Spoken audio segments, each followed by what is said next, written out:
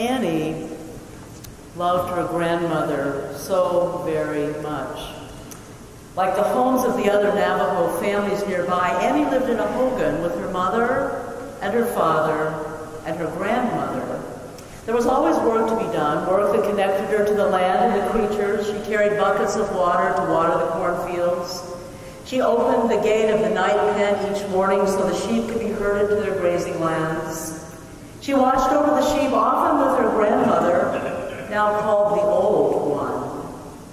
On weekdays, Annie rode a big yellow school bus to school, always eager to return home for the best part of the day, evenings, when grandmother told her stories of times long ago, while Annie sat at the feet of the Old One.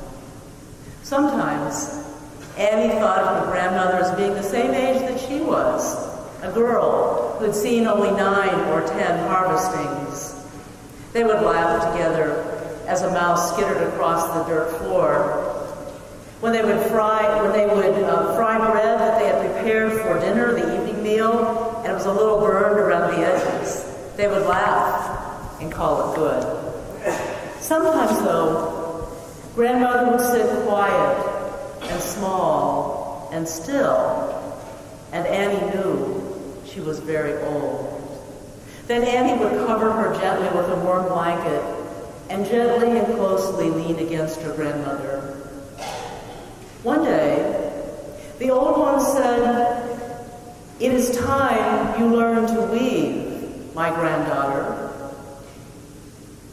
Annie lovingly touched the web of wrinkles on her grandmother's face, and then she slowly went outside where she sat at the large loom with her mother, watching her mother weave a beautiful woolen rug. Annie's thoughts wandered to the many stories grandmother had told her, stories of hardship, when the rains would come so fast and so hard that the desert was flooded, or when there was no rain, and the pumpkins in the corn dried up in the cornfields. Annie looked out across the sand. She saw the red flower of the cactus. She thought of the coyote, God's dog that watched over their hogan. And a while her mother asked her, "Are you ready to weave, my daughter?" Annie shook her head. And after watching just a little longer, she ran off to find grandmother so that they could go gather the twigs in the brush for the small evening fire. And then one night, after the evening meal, the Old One called all the family together. Annie and her mother and her father stood quietly, respectfully, waiting for the Old One to speak. The coyote's shrill cry was heard off in the distance, and all else was still and quiet except for the crackling of the dying fire. Then grandmother spoke softly, "My children, when the new rug is taken from the loom, I will go to Mother Earth." Annie shivered. Her heart stood still. She made no sound. She knew what grandmother meant. The Old One spoke again. "You will each choose a gift that you wish to have. What will you have, my granddaughter?" Annie looked at grandmother's weaving stick leaning over against the wall. She looked at it, the old stick, polished and beautiful with age. And as she looked at the stick, grandmother said, "My granddaughter shall have my weaving stick." Annie went outside, holding her arms tightly clasped against her stomach, and her mother followed closely behind. She couldn't understand how grandmother could know these things, but her mother explained to her that those who live closely connected to nature, to the earth and its creatures, know many things. The old ones know. In the days that followed, grandmother went about her work pretty much as she had always done, grinding corn into meal to make bread, gathering twigs and brush to make fire. When there was no school, grandmother and Annie together watched the sheep. Mother's weaving continued. The rows of the intertwined fine yarn rising higher and higher day by day, almost to Annie's waist now. Remembering grandmother's words, Annie could not understand why mother kept weaving. So she went running out across the desert to a special, quiet, shaded place, and she knew she must stop the weaving. The rug must never be finished, never taken from the loom. The next morning, Annie followed grandmother everywhere, dawdling when it was time to go to the school bus stop, reluctant to leave the old one, until all of a sudden, she had an idea. She would be so bad at school, her parents would have to go the next day to meet with the teacher, and that would stop the weaving at least for a day. At recess, when her teacher took off her shoes to play with the children, Annie took one of the shoes and hid it in her skirt until she could get to the trash can and throw it away. The teacher queried the others about the shoe as Annie slipped into the classroom to her desk. When everyone had gathered again for class, another teacher came in with the shoe in his hand, and as he passed Annie, he touched her shoulder, smiling, and said, "I saw someone playing tricks." Class went on, but at the end of the day, Annie timidly went to the teacher, asking if she should tell her mother and father they needed to come to the school the next day to talk about Annie's behavior. But kindly the teacher said, "No, Annie, I have my shoe. Everything is all right." When Annie got home, the rug was much higher than her waist. Annie slept very lightly that night, waking up before dawn in the stillness of the early morning, while all of the rest of the family slept quietly. She slipped quietly outside to the night pen, waking the sheep from their slumbers and leading them out across the desert and sending them on their way. She slipped back into her blanket. Her family would have to hunt sheep all day long. There would be no time for weaving.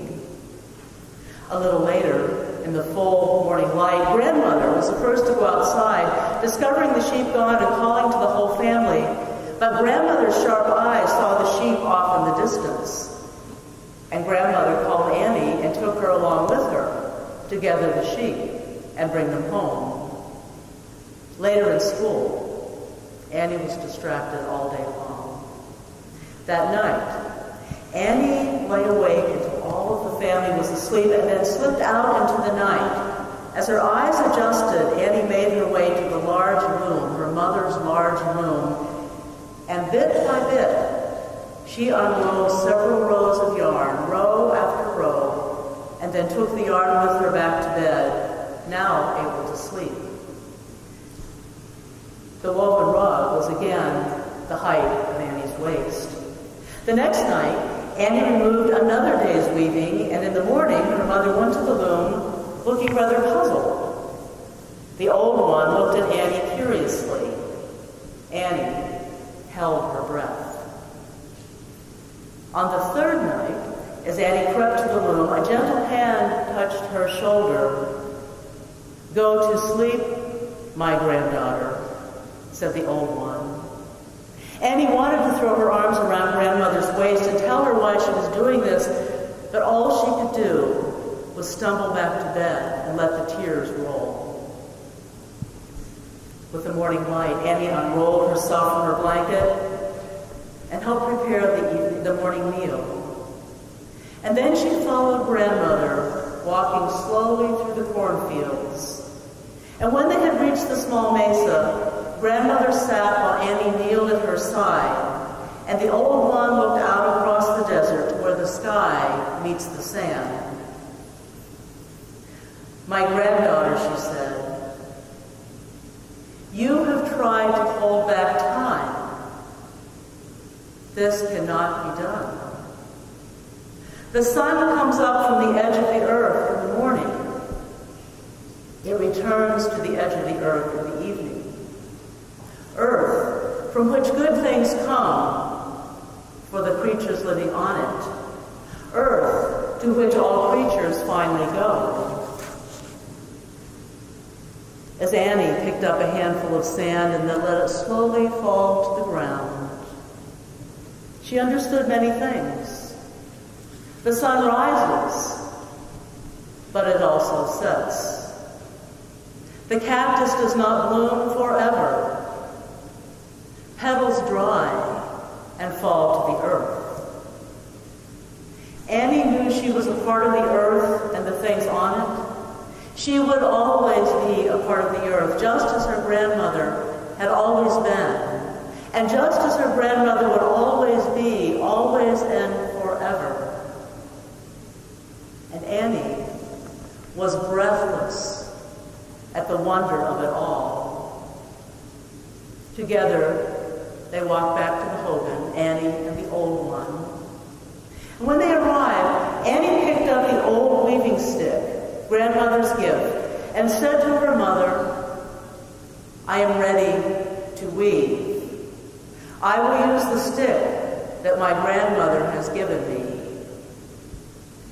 And Annie knelt at the loom and began her work, just as her mother had done, just as her grandmother had done.